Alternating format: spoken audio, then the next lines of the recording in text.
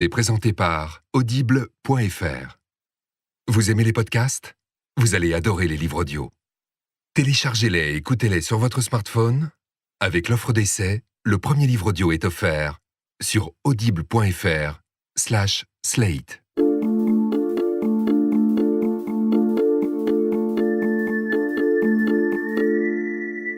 Bienvenue dans Transfert, un podcast de Slate.fr. Vous êtes chez vous, en train de ranger votre linge propre, vous pliez des t-shirts, ou bien vous êtes en voiture, vous avez branché votre téléphone en Bluetooth et vous êtes bien content que ça fonctionne. Regardez par la fenêtre, les gens autour de vous, les autres. Il leur est probablement arrivé quelque chose dans la vie que vous rêveriez de savoir et dont ils ne soupçonnent pas eux-mêmes que ça nous intéresse. Quelque chose qui ressemble à ce que vous avez vécu, ce que vous rêvez de vivre, ou ce que vous redoutez.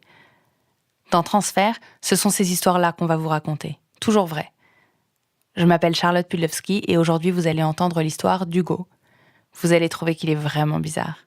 Et peut-être que cette histoire changera votre rapport à votre ville, à vos voisins, à votre appartement, peut-être même à vos fenêtres. C'est Baptiste Etchegaray qui est allé le rencontrer.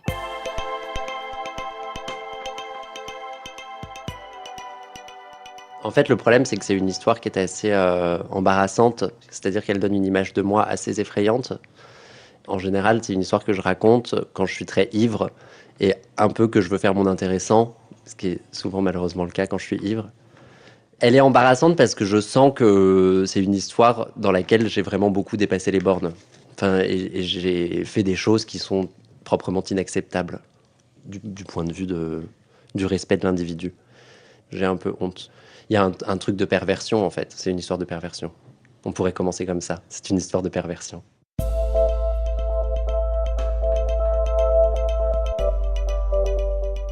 C'est donc une histoire qui date de quand j'ai emménagé dans l'appartement dans lequel nous sommes. Donc j'emménageais en couple à l'époque. J'avais 21 ans. J'emménage dans cet appartement qui est un appartement bourgeois. Moi, j'avais toujours vécu dans un studio et ça représentait un truc, tu vois, de s'installer en couple, arriver dans un appartement. Et un truc de réussite. J'en tremble tellement j'ai honte. Et donc, il s'avère qu'au moment où je m'installe ici avec ma compagne de l'époque, on se rend compte que dans l'immeuble d'en face, donc en fait, c'est l'immeuble qui donne dans la rue de derrière, mais on a une cour commune avec eux, on se rend compte qu'il y a un couple qui est en train d'emménager aussi. Donc nous, on est dans nos cartons et en train de poser des étagères dans la cuisine. Et eux, ils font la même chose. Et manifestement, ils ont le même âge que nous. Enfin, on a l'air un peu pareil. Et je me dis, tiens, ça peut être sympa, un truc qui se crée. Moi, j'ai grandi beaucoup en regardant Friends et je me suis toujours dit qu'il fallait avoir des relations intimes avec les gens à côté desquels on vit. Et je me disais, ça pourrait être cool, quoi. On va être voisins de cuisine pendant peut-être de longues années. Moi, je me voyais vivre dans cet appartement pendant longtemps, eux aussi. Et je me disais, tiens, c'est rigolo. On va pouvoir un peu vivre des vies parallèles, comme dans la chanson de Vincent Delerme. Et donc, je me dis, on va créer du lien. Et moi, je suis assez comme ça, à me dire, on peut parler aux gens, tu vois, on se voit de fenêtre à fenêtre. Et donc, je leur dis bonjour et j'ai pas de réponse. Et là, je me dis, mince, il va y avoir un problème. Peut-être qu'ils m'ont pas entendu ou voilà. Puis donc, je les recroise à plusieurs reprises. À chaque fois, je fais des signes de la main et en fait, ils m'ont jamais vraiment répondu. Une fois, il s'est avéré qu'ils m'ont répondu et je leur ai dit, écoutez, on pourrait peut-être faire connaissance. Vous venez d'emménager, on vient d'emménager, ça pourrait être sympa. Je serais curieux de voir chez vous, machin. Et j'ai senti qu'ils étaient assez réticents, qu'il y avait un truc de, on va pas se mélanger, quoi. Et en fait, ça m'a rendu fou. Ça a duré sur plusieurs années où cette folie n'a fait qu'empirer et où j'ai eu un vrai besoin viscéral de m'immiscer dans la vie de ces gens qui me refusaient accès à leur vie. En fait, je trouve qu'il y a un truc particulièrement absurde dans l'architecture collectiviste et le fait qu'on vit si proches les uns des autres. Et j'ai cette image qui me revient assez souvent de si on faisait tomber les façades de tous les immeubles, en fait, on nous verrait tous dans nos petites cellules, les uns à côté des autres. Et en fait, on ne se voit pas, on ne se parle pas, on n'existe pas les uns pour les autres. Alors que si on imagine les immeubles sans façade, mais c'est ahurissant de voir à quel point on est proche, quoi. Et tu vois, quand je suis dans mon lit qui donne sur le mur mitoyen avec mon voisin de palier, en fait, je sais que parfois mon voisin est à 20 centimètres de moi. Et c'est un voisin qui, à part me dire bonjour, n'entretient aucune forme de rapport avec moi. Et ça, c'est un truc que je trouve absurde. Et quand de surcroît j'avais cet intérêt pour mes voisins, on va les appeler Steph et Joe. En fait, c'est le surnom que je leur ai donné avant de savoir qui ils étaient. Je trouvais qu'elle avait une tête à s'appeler Stéphanie et lui qui pouvait s'appeler Jonathan, qui sont des prénoms que j'aime pas particulièrement, mais bon, Steph et Joe, je trouvais que ça leur allait bien. Et Steph et Joe, je me disais, il y a un truc de symétrie, de par le fait qu'il y a cette symétrie centrale au centre de la cour qu'on a commune. Et du coup, il y a eu une vraie violence pour moi. Et du coup, j'ai eu un jour la curiosité d'aller regarder leur nom sur leur boîte aux lettres. Et j'ai appris qu'ils s'appelaient pas Steph et Joe. Donc, il y avait effectivement plein de noms. Et en fait, c'est là, au moment en fait, où j'ai commencé à faire des recherches pour savoir lequel de ces noms il pouvait être, que j'ai commencé à vriller en fait. J'ai enregistré plein de noms, j'ai pris en photo le nom de toutes les boîtes aux lettres où potentiellement ça pouvait être eux. Il s'avère qu'on habite à Belleville, donc il y avait beaucoup de noms asiatiques et que eux ils ne l'étaient pas. Et je suis rentré chez moi avec ces photos sur mon téléphone et ces noms potentiels et j'ai commencé à regarder tous les couples qui vivaient dans l'immeuble d'en face et puis je suis tombé sur eux. Par élimination majoritairement, enfin en fait en tapant les noms dans Google, tu vois que en fait non, Sandrine et Cédric c'est d'autres gens et quand je suis tombé sur leur vrai nom et que j'ai vu que ça pouvait correspondre, j'ai un petit peu creusé et voilà, j'ai su que c'était eux et j'ai su leur vrai nom. Et puis donc j'ai commencé à regarder, j'ai commencé par leur profil Facebook et puis j'ai vu qu'ils avaient un blog et puis j'ai vu que lui il faisait de la musique et donc il avait, on était encore un peu sur MySpace à l'époque, ensuite j'ai vu son SoundCloud. Au début, je m'en suis tenu là, à me dire, j'ai des informations sur eux et c'est bien.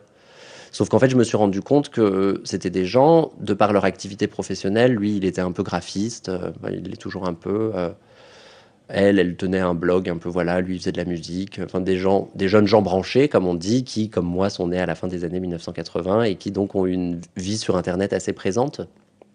Et je me suis rendu compte que c'était possible d'avoir de plus en plus d'informations sur eux et de surcroît de suivre leur quotidien. Et donc, en fait, par le biais d'Internet, j'ai réussi à avoir en fait tout ce qui m'interdisait d'avoir, notamment des photos de leur appartement, parce qu'ils aiment bien chiner, gna gna gna. Et donc, je voyais de temps en temps, ils ont acheté un fauteuil et je voyais leur salon. Et effectivement, je voyais ce fauteuil et je pouvais en voir plus, en fait. Et puis ça m'a suffi pendant un temps, jusqu'au moment où je me suis dit, en fait, j'ai besoin de plus. Et je voyais que dans un rapport humain réel, ça ne fonctionnait toujours pas. Enfin, il refusait toujours de me dire bonjour. On s'observait vraiment énormément. Hein, vraiment, surtout lui d'ailleurs, Joe. Enfin, vraiment, on se regardait de cuisine à cuisine et de chambre à chambre avec un truc de, à un moment, il va falloir qu'on se parle, sauf que lui refusait toujours. Et un jour, je les ai croisés dans la rue et je les ai appelés par leur prénom. Et j'ai vu en fait un vrai blocage. Enfin, j'ai vu que il détestait ça, vraiment. Et en fait, c'est là où il s'est à nouveau passé un truc en moi, où je me suis dit, en fait, c'est possible de rentrer dans leur vie et d'arriver à créer quelque chose. En fait, même si c'était une réaction désagréable, j'ai vu qu'ils réagissaient. Et du coup, j'ai poussé le curseur assez loin. Et puis, j'en suis venu à aller loin, quoi.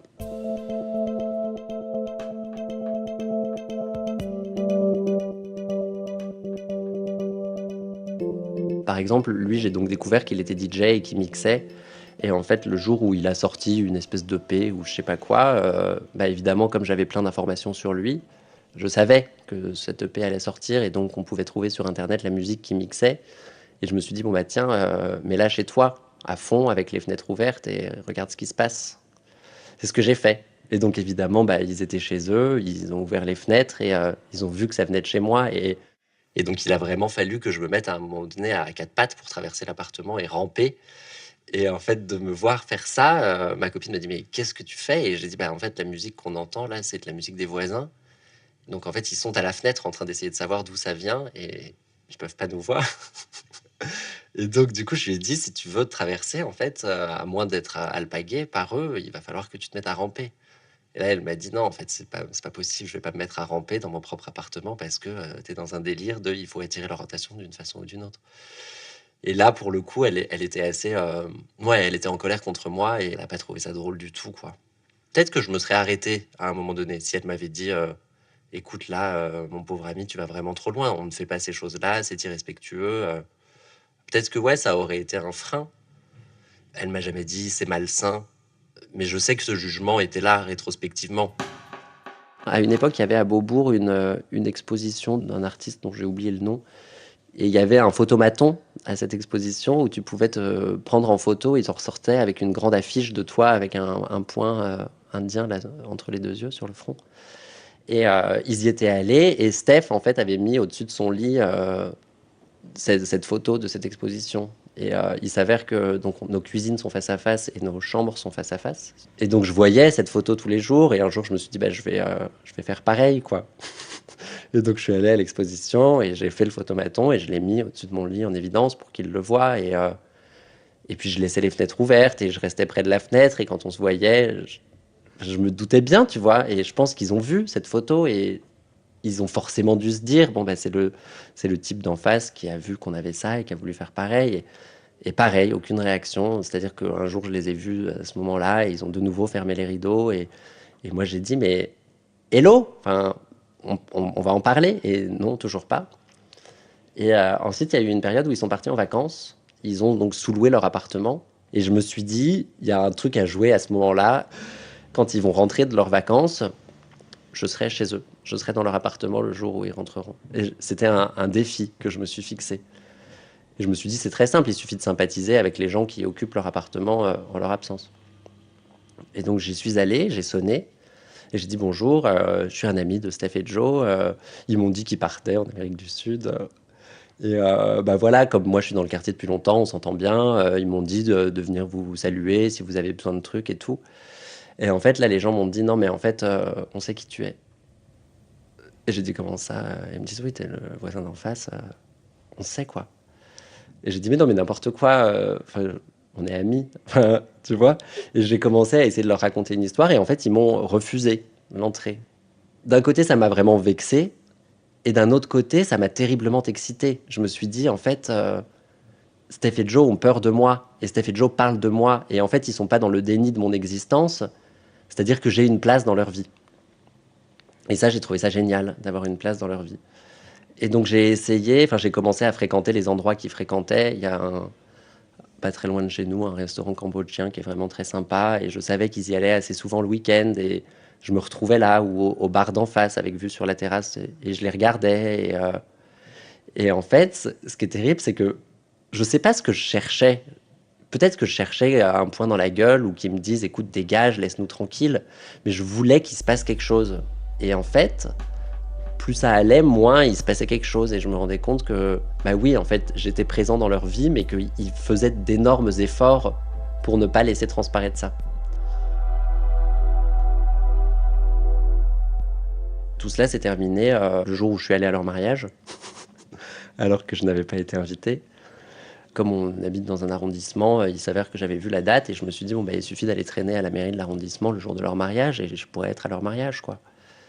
Je suis parti d'ici à pied, je me suis habillé normalement. Enfin, dans mon idée, j'allais pas assister à un mariage. C'est-à-dire que je me voyais pas comme l'invité de leur mariage. J'avais envie d'être spectateur de ça, mais je savais que je pouvais pas participer à cette fête.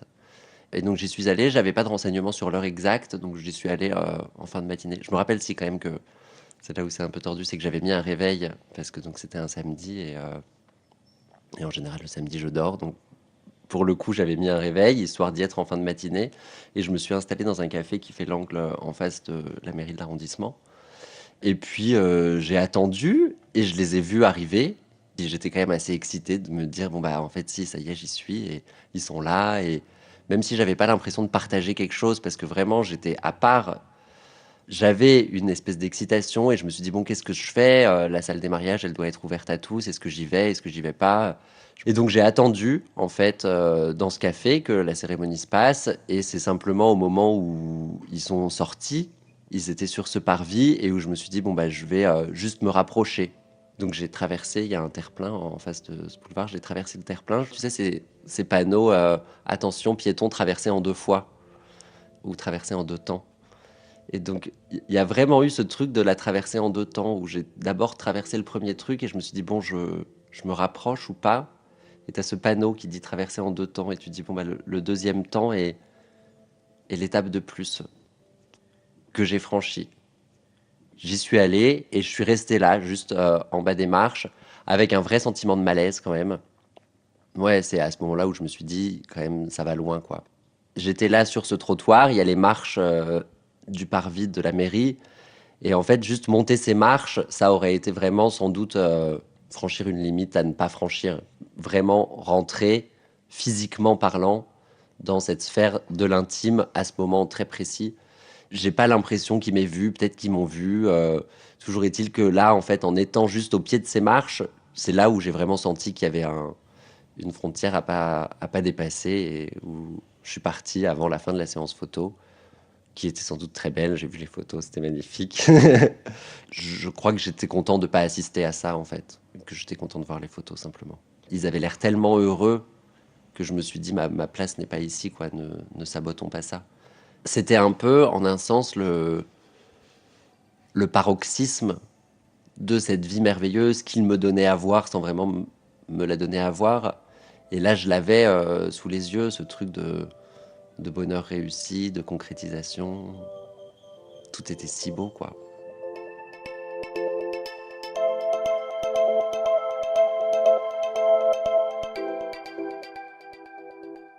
Je pense que ça a été aussi, comment dire, en fait, au début de Steph et Joe, il y avait ce côté, on est deux jeunes couples qui s'installent ensemble, et en fait, ça a commencé à prendre des proportions vraiment importantes quand mon histoire à moi a raté.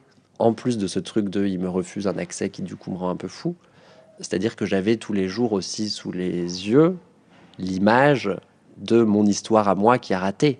Et c'est-à-dire que eux, je les voyais s'aimer de plus en plus, continuer à faire du sexe quand toi tu fais plus de sexe parce que de toute façon ton couple est merdique. Et du coup, toi t'es là et tu dis ouais bah c'est bon, d'accord. Ok, c'est bon, moi j'ai raté, vous avez réussi. Et puis après, c'est vrai que le mariage, ça a été un peu le coup de grâce.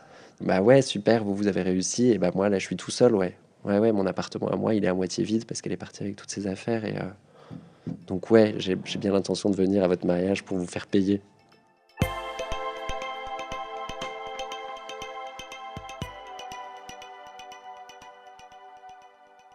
La conclusion de cette histoire, c'est qu'ils ont déménagé. Ils sont partis peu de temps après leur mariage. Je sais pas s'ils connaissent les nouveaux locataires, qui entre-temps sont aussi repartis. Mais la première chose qu'ont fait les nouveaux locataires après le départ de Steph et Joe a été de mettre des films opacifiants sur les fenêtres, enfin toutes les fenêtres avec lesquelles il y a un vis-à-vis avec moi. Et donc aujourd'hui, je peux plus voir dans la cuisine des gens qui sont en face et je peux plus voir dans leur chambre. Donc je pense qu'il y a une espèce de volonté de mettre un point final en disant bon bah voilà, cette histoire s'arrête là. Et là, les nouveaux qui sont arrivés, ils sont exceptionnellement beaux. Ils sont vraiment encore plus beaux. Et il s'avère qu'ils ont déménagé en été, donc il faisait chaud et qu'ils avaient toutes les fenêtres ouvertes et que tous les garçons étaient torse nu pour le déménagement. Et genre, j'ai cru devenir ouf, mais vraiment, enfin, je savais plus où donner de la tête. C'était absolument terrible. Et ils étaient là à boire des bières à toutes les fenêtres, que des mecs hyper musclés, trop bien gaulés, avec des tatouages. Et je me suis dit, oh putain, mais ça va hyper mal se passer. Et bien en fait, bon bah t'as ce truc de film opacifiant qui fait que c'est très difficile de rentrer dans leur vie. Et puis, non, je crois que je suis passé à autre chose. Mais bon, ils sont quand même très beaux. Oui, en ce moment, je fréquente plutôt des garçons. Ouais.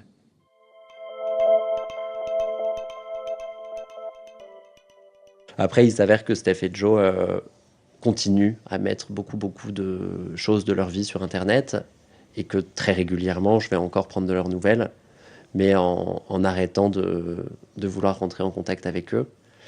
Aux dernières nouvelles, Steph était enceinte et de jumelles. Je crois que c'était une grossesse assez compliquée et donc j'espère que ça s'est bien passé. L'accouchement était prévu là il y a peu de temps, donc vraiment du fond du cœur, je lui souhaite que ça se soit bien passé. Elle attendait donc de jumelles. En fait, voilà, maintenant c'est devenu un peu comme des espèces de copains de loin en loin, dont je prends des nouvelles de temps en temps et ça m'arrive quand même assez souvent de penser à eux et de me dire bah tiens, qu'est-ce qu'ils deviennent et mais par chance, ils continuent comme des grands malades à mettre énormément d'informations à leur sujet sur Internet et je continue à avoir de leurs nouvelles.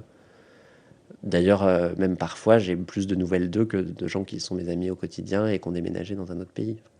Mais je pense que de toute façon, j'aurais jamais développé cette relation si eux n'avaient pas commencé. Et toutes les fois où je me suis dit peut-être que tu vas un peu loin, je me suis dit en même temps, ils l'ont bien cherché, tu vois. Et en fait, ils sont d'une certaine manière aussi pervers que moi, parce que quelle idée, en fait, même encore à l'heure actuelle, tu vois, quelle idée d'aller raconter sur Internet à n'importe qui que, bah oui, t'as un problème avec ta grossesse et tu mets des photos de ton ventre énorme. Et je crois qu'à un moment donné, j'aurais dû laisser tranquille Steph et Joe. Mais peut-être à un moment donné, les gens qui publient à tout va, exposent à tout va, ils peuvent aussi laisser tranquille des gens qui n'ont rien demandé. C'est-à-dire que ma perversion, en un sens, elle a été nourrie par leur truc. Et peut-être j'aurais été sain jusqu'à la fin de ma vie si ils n'avaient pas fait ça. C'est eux, sans doute, qui ont fait grandir le monstre.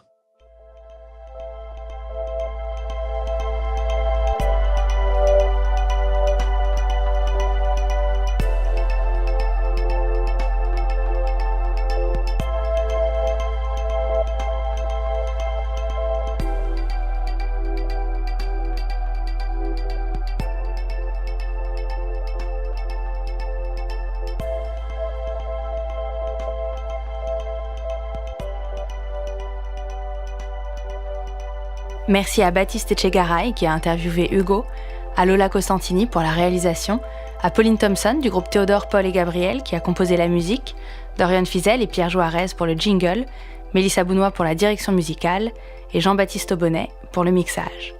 Et si vous voulez écouter le prochain épisode, c'est très simple, vous venez sur notre site slate.fr/podcast, sur iTunes, vous tapez transfert, sur le site de notre partenaire Audible. Pareil, le mieux, ceci dit, c'est que vous téléchargez une application sur votre téléphone et vous pouvez aussi venir voir notre page Facebook Slate France Podcast. On mettra les nôtres et on vous fera une sélection de tout ce qu'on écoute par ailleurs. Et si vous avez des histoires qui pourraient nous intéresser, écrivez-nous, podcast au singulier, @slate.fr. On vous lira, on vous répondra. À très vite. Ce podcast vous a été présenté par Audible.fr. Vous aimez les podcasts ? Vous allez adorer les livres audio. Téléchargez-les et écoutez-les sur votre smartphone. Avec l'offre d'essai, le premier livre audio est offert sur audible.fr/slate. J'ai dit, mais non, mais n'importe quoi, on est amis, tu vois. Et j'ai commencé à essayer de leur raconter une histoire et en fait, ils m'ont refusé l'entrée. D'un côté, ça m'a vraiment vexé et d'un autre côté, ça m'a terriblement excité. Je me suis dit, en fait... Steph et Joe ont peur de moi, et Steph et Joe parlent de moi, et en fait, ils sont pas dans le déni de mon existence, c'est-à-dire que j'ai une place dans leur vie. Et ça, j'ai trouvé ça génial, d'avoir une place dans leur vie. Et donc, j'ai commencé à fréquenter les endroits qu'ils fréquentaient. Il y a pas très loin de chez nous, un restaurant cambodgien qui est vraiment très sympa, et je savais qu'ils y allaient assez souvent le week-end, et je me retrouvais là, ou au bar d'en face, avec vue sur la terrasse, et je les regardais, et en fait, ce qui est terrible, c'est que je sais pas ce que je cherchais. Peut-être que je cherchais un point dans la gueule ou qu'ils me disent « Écoute, dégage, laisse-nous tranquille ». Mais je voulais qu'il se passe quelque chose. Et en fait, plus ça allait, moins il se passait quelque chose. Et je me rendais compte que, bah oui, en fait, j'étais présent dans leur vie, mais qu'ils faisaient d'énormes efforts pour ne pas laisser transparaître ça. Tout cela s'est terminé le jour où je suis allé à leur mariage, alors que je n'avais pas été invité. Comme on habite dans un arrondissement, il s'avère que j'avais vu la date et je me suis dit, bon, bah, il suffit d'aller traîner à la mairie de l'arrondissement le jour de leur mariage et je pourrais être à leur mariage, quoi. Je suis parti d'ici à pied, je me suis habillé normalement. Enfin, dans mon idée, j'allais pas assister à un mariage. C'est-à-dire que je me voyais pas comme l'invité de leur mariage. J'avais envie d'être spectateur de ça, mais je savais que je pouvais pas participer à cette fête. Et donc j'y suis allé, j'avais pas de renseignements sur l'heure exacte, donc j'y suis allé en fin de matinée. Je me rappelle quand même que c'est là où c'est un peu tordu, c'est que j'avais mis un réveil, parce que donc c'était un samedi, et en général le samedi je dors, donc pour le coup j'avais mis un réveil, histoire d'y être en fin de matinée, et je me suis installé dans un café qui fait l'angle en face de la mairie de l'arrondissement.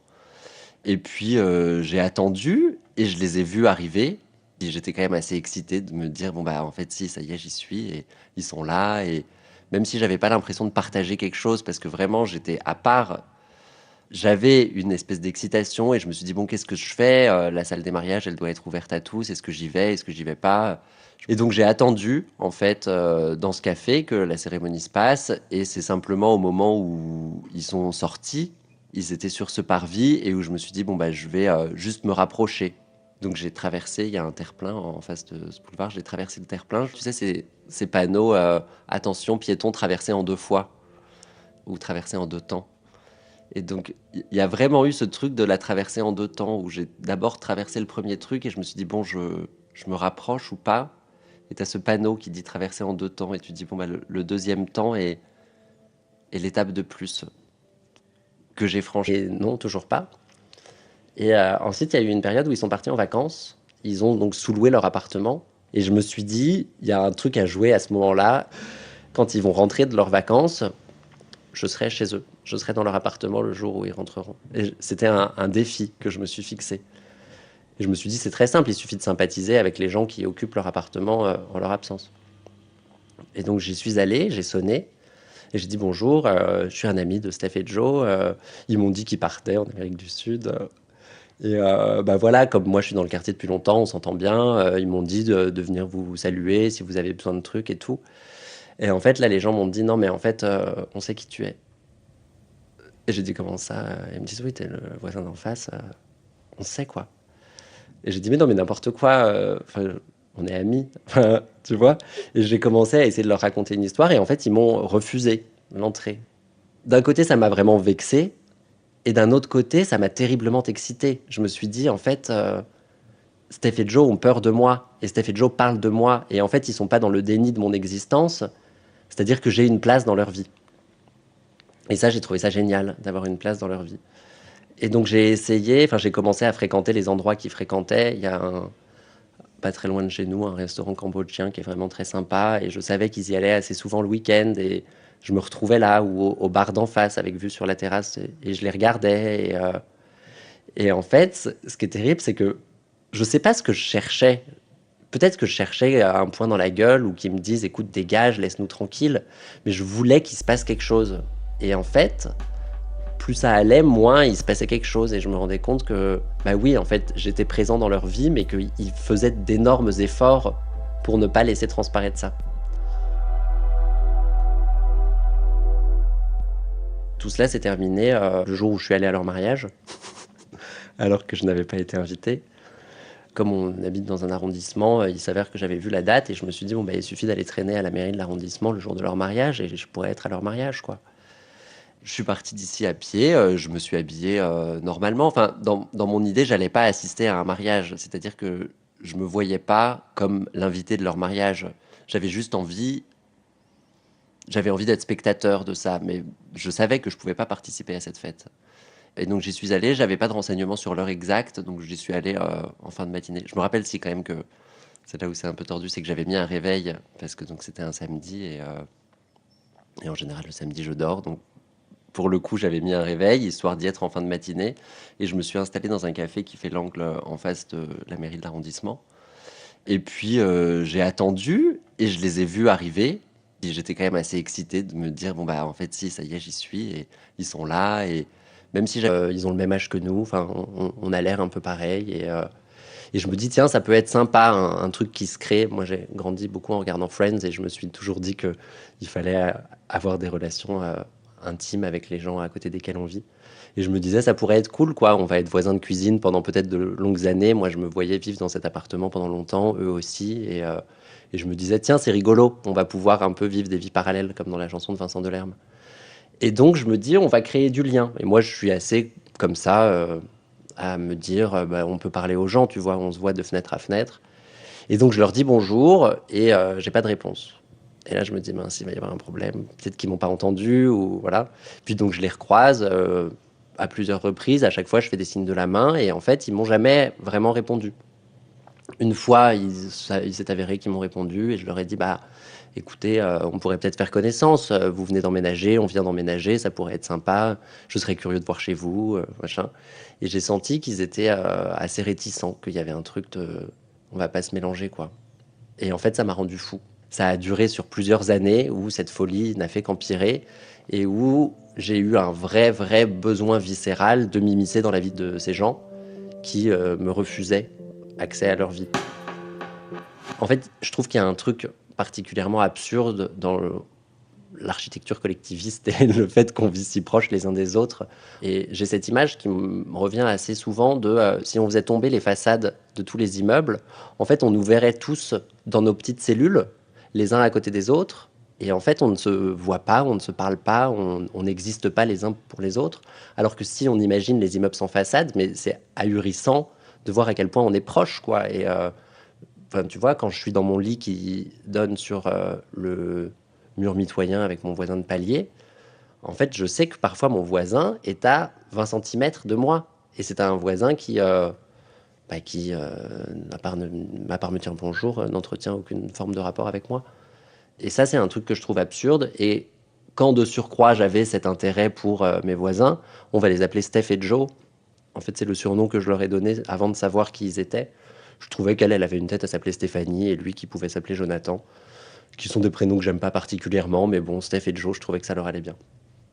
Et Steph et Joe, je me disais, il y a un truc de symétrie, de par le fait qu'il y a cette symétrie centrale au centre de la cour qu'on a commune. Et du coup, il y a eu une vraie violence pour moi. Et du coup, j'ai eu un jour la curiosité d'aller regarder leur nom sur leur boîte aux lettres.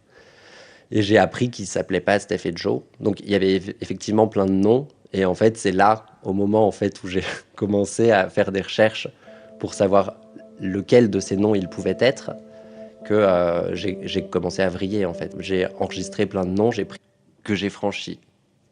J'y suis allé et je suis resté là, juste en bas des marches, avec un vrai sentiment de malaise quand même. Ouais, c'est à ce moment-là où je me suis dit, quand même, ça va loin, quoi. J'étais là sur ce trottoir, il y a les marches du parvis de la mairie. Et en fait, juste monter ces marches, ça aurait été vraiment sans doute franchir une limite à ne pas franchir. Vraiment rentrer, physiquement parlant, dans cette sphère de l'intime à ce moment très précis.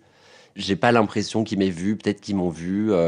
Toujours est-il que là, en fait, en étant juste au pied de ces marches, c'est là où j'ai vraiment senti qu'il y avait une frontière à pas dépasser et où je suis parti avant la fin de la séance photo, qui était sans doute très belle. J'ai vu les photos, c'était magnifique. Je crois que j'étais content de pas assister à ça, en fait. Que j'étais content de voir les photos, simplement. Ils avaient l'air tellement heureux que je me suis dit, ma place n'est pas ici, quoi. Ne sabotons pas ça. C'était un peu, en un sens, le paroxysme de cette vie merveilleuse qu'il me donnait à voir sans vraiment me la donner à voir. Et là, je l'avais sous les yeux, ce truc de bonheur réussi, de concrétisation.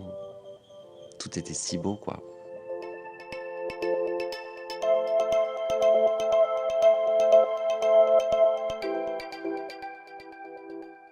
Je pense que ça a été aussi, comment dire, en fait, au début de Steph et Joe, il y avait ce côté, on est deux jeunes couples qui s'installent ensemble, et en fait, ça a commencé à prendre des proportions vraiment importantes quand mon histoire à moi a raté. En plus de ce truc de il me refuse un accès qui du coup me rend un peu fou, c'est-à-dire que j'avais tous les jours aussi sous les yeux l'image de mon histoire à moi qui a raté. Et c'est-à-dire que eux, je les voyais s'aimer de plus en plus, continuer à faire du sexe quand toi tu fais plus de sexe parce que de toute façon ton couple est merdique. Et du coup, toi t'es là et tu dis ouais bah c'est bon, d'accord. Ok, c'est bon, moi j'ai raté, vous avez réussi. Et puis après, c'est vrai que le mariage, ça a été un peu le coup de grâce. Bah ouais, super, vous avez réussi. Et bah moi là, je suis tout seul, ouais. Ouais, mon appartement à moi, il est à moitié vide parce qu'elle est partie avec toutes ses affaires. Et donc ouais, j'ai bien l'intention de venir à votre mariage pour vous faire payer.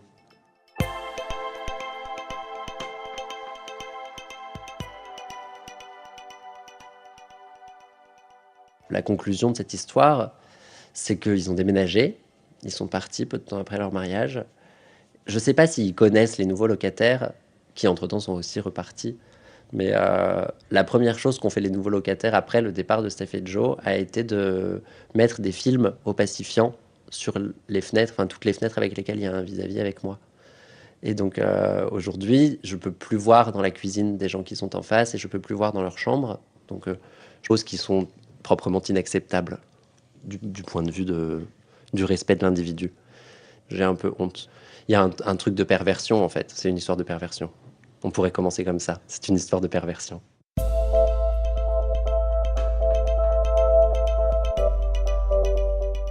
C'est donc une histoire qui date de quand j'ai emménagé dans l'appartement dans lequel nous sommes. Donc j'emménageais en couple à l'époque, j'avais 21 ans. J'emménage dans cet appartement qui est un appartement bourgeois. Moi, j'avais toujours vécu dans un studio et ça représentait un truc, tu vois, de s'installer en couple, arriver dans un appartement. Et un truc de réussite. J'en tremble tellement j'ai honte. Et donc, il s'avère qu'au moment où je m'installe ici avec ma compagne de l'époque, on se rend compte que dans l'immeuble d'en face, donc en fait, c'est l'immeuble qui donne dans la rue de derrière, mais on a une cour commune avec eux, on se rend compte qu'il y a un couple qui est en train d'emménager aussi. Donc nous, on est dans nos cartons et en train de poser des étagères dans la cuisine. Et eux, ils font la même chose. Et manifestement, ils ont le même âge que nous. Enfin, on a l'air un peu pareil. Et je me dis, tiens, ça peut être sympa, un truc qui se crée. Moi, j'ai grandi beaucoup en regardant Friends et je me suis toujours dit qu'il fallait avoir des relations intimes avec les gens à côté desquels on vit. Et je me disais, ça pourrait être cool, quoi. On va être voisins de cuisine pendant peut-être de longues années. Moi, je me voyais vivre dans cet appartement pendant longtemps, eux aussi. Et je me disais, tiens, c'est rigolo. On va pouvoir un peu vivre des vies parallèles, comme dans la chanson de Vincent Delerme. Et donc, je me dis, on va créer du lien. Et moi, je suis assez comme ça, à me dire, bah, on peut parler aux gens, tu vois, on se voit de fenêtre à fenêtre. Et donc, je leur dis bonjour et j'ai pas de réponse. Et là, je me dis, mince, il va y avoir un problème. Peut-être qu'ils m'ont pas entendu ou voilà. Puis donc, je les recroise à plusieurs reprises. À chaque fois, je fais des signes de la main et en fait, ils m'ont jamais vraiment répondu. Une fois, il s'est avéré qu'ils m'ont répondu et je leur ai dit, bah, écoutez, on pourrait peut-être faire connaissance. Vous venez d'emménager, on vient d'emménager, ça pourrait être sympa. Je serais curieux de voir chez vous, machin. Et j'ai senti qu'ils étaient assez réticents, qu'il y avait un truc de, on va pas se mélanger, quoi. Et en fait, ça m'a rendu fou. Ça a duré sur plusieurs années où cette folie n'a fait qu'empirer et où j'ai eu un vrai besoin viscéral de m'immiscer dans la vie de ces gens qui me refusaient accès à leur vie. En fait, je trouve qu'il y a un truc particulièrement absurde dans l'architecture collectiviste et le fait qu'on vit si proches les uns des autres. Et j'ai cette image qui me revient assez souvent de si on faisait tomber les façades de tous les immeubles, en fait, on nous verrait tous dans nos petites cellules, les uns à côté des autres. Et en fait, on ne se voit pas, on ne se parle pas, on n'existe pas les uns pour les autres. Alors que si on imagine les immeubles sans façade, mais c'est ahurissant de voir à quel point on est proche, quoi. Et enfin, tu vois, quand je suis dans mon lit qui donne sur le mur mitoyen avec mon voisin de palier,